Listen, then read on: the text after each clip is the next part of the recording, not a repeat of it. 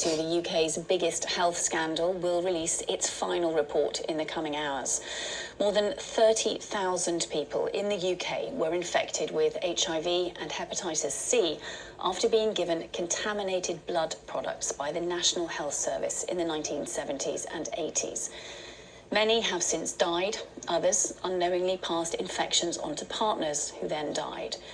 Victims and their families have spent decades fighting for compensation.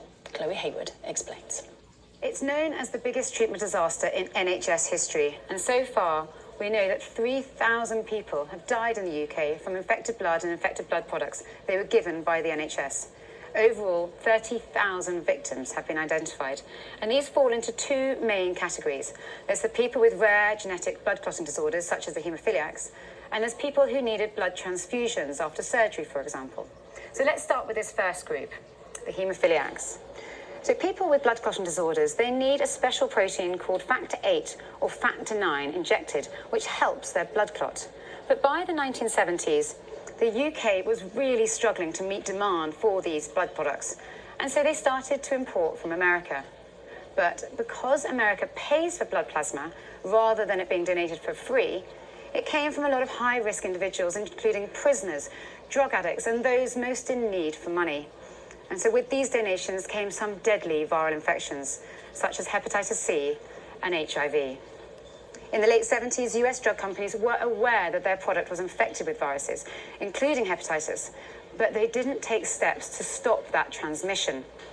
Instead, what they did is they mixed together ever larger batch numbers of donations. Sometimes up to 50,000 plasma donations would be mixed together in one batch.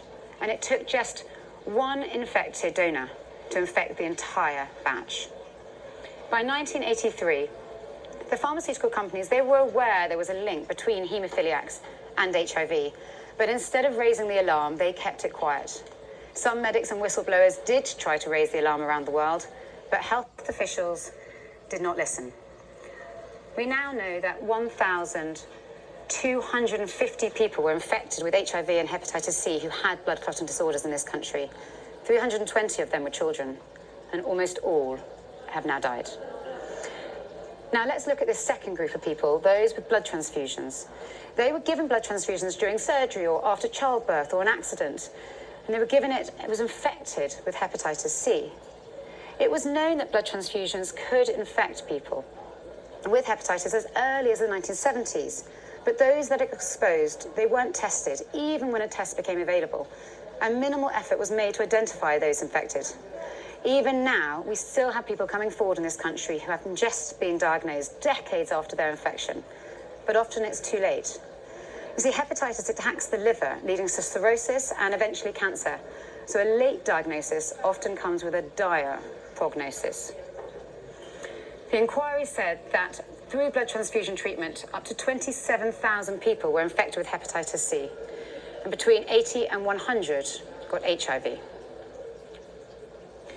During the inquiry, we heard from children that grew up as orphans, mothers who buried their children, and husbands who unknowingly passed infections onto their wives. Victims said they were ignored by doctors, and they said they were treated as dirty or second-class citizens by the NHS. Victims and their families have waited 40 years for justice. The focus now is on compensation.